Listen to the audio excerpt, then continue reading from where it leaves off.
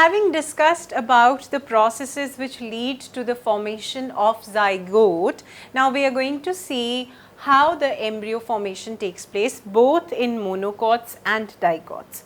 And what you see over here is a plant which is having cotyledons, and what you have to pay attention towards in this particular diagram is, you can skip all rest of it, what you have to pay attention towards is this part of the diagram in both in that case and over here. This is a dicot seed, and as you can see, the seed coat is containing in it an endosperm and cotyledons, two of the cotyledons which have been formed from the embryo. Also, in the same case of monocotyledon, we have an endosperm and a single cotyledon which is present, as you can make it out from the diagram. We have this entire arrangement that has developed by further development which embryo has undergone. So, we are going to see how the zygote transcends to the stage where it is having the formation of embryo taking place. As you can see over here, here lies the embryonic root, and over here it is the embryonic root. Just for understanding which part of the plant we are dealing with and which aspect we are going to cover, I have used this particular description. And what we have next is the developmental stages of a monocot embryo. Now what you see is that supposedly we are talking about embryo formation in the case of rice. Rice is a monocot or any grass.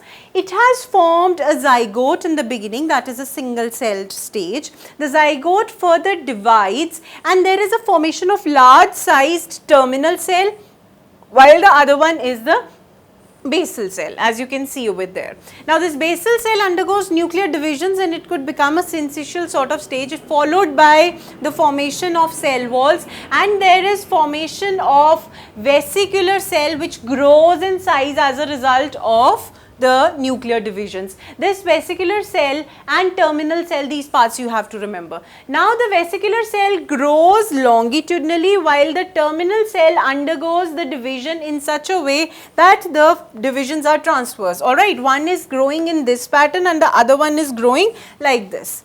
Okay, and now as you can see over here, the lower part of the cell is increasing in the width. The division is such that the topmost vesicular cell stays over there. It gives rise to the new cells which add up downwards, while the lowermost cell, that was the terminal cell, it has undergone divisions. It has given rise to 2 cells followed by 4 cells, and this terminal cell gives rise to the cotyledon which divide and further. This cotyledon has a radicle, and the vesicular cells, the lower cells that vesicular cell form the suspensor. Now this suspensor is the joining site of radicle and cotyledon. Now moving back to the stage that we had seen, we see that the endosperm is there and the embryo is there. Now if you can recall what monocot embryo looks like, it is having an monocot embryo is called scutellum. You have to remember this. Okay. Now the scutellum will be having, it would be present like this, and the rest of the part would be cotyledon. Now this part is cotyledon supposedly, and this is scutellum. Over here you are going to find the shoot tip, the root tip. Okay. There is coleoptile and coleorhiza. I am sorry, the lower one being the cover of root would be coleorhiza. Over here we are going to find coleoptile, that is a sheet that covers the shoot tip. Now this shoot tip is known as plumule. Okay. Now this sheath covers the root tip, that is known as radicle. So what we are drawing over here is a cotyledon. What a monocot is having, the cotyledon components of a monocot seed we are considering. This is monocot embryo basically. Now how this monocot embryo has been formed, this monocot embryo is having a coleoptile, it is having a coleorhiza sheath like covering. This coleorhiza houses radicle inside it. We have a sidewards epiblast over here.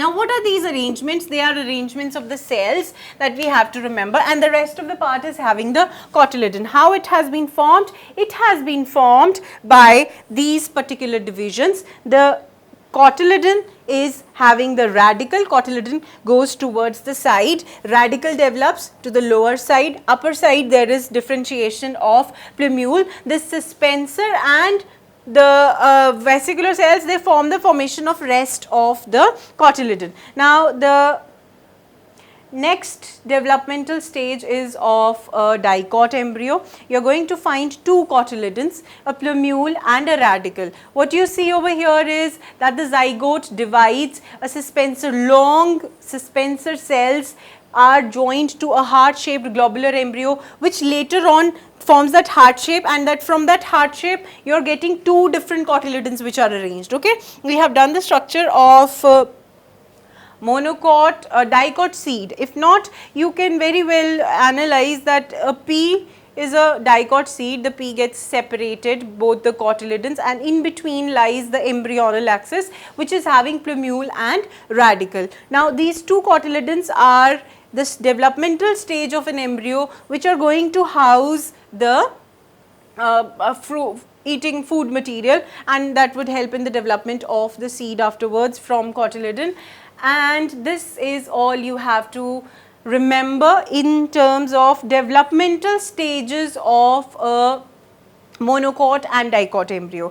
I am going to ask you to see this all over again. These are the stages, how the cells are dividing and giving rise to respective parts of the embryo. Over here what you see is there is formation of single cotyledon, because we do not have any heart-shaped globular embryo being formed, but because of formation of heart-shaped globular embryo, we have two cotyledons which are generated from the terminal cell. Alright, this you have to remember. Suspensor is what? Suspensor is the cell that joins this terminal and vesicular cell. Later on the cells keep on adding, and it is a stalk like structure that extends between this greater part and the topmost cell. Okay, so this is all you have to remember in the case of embryo formation.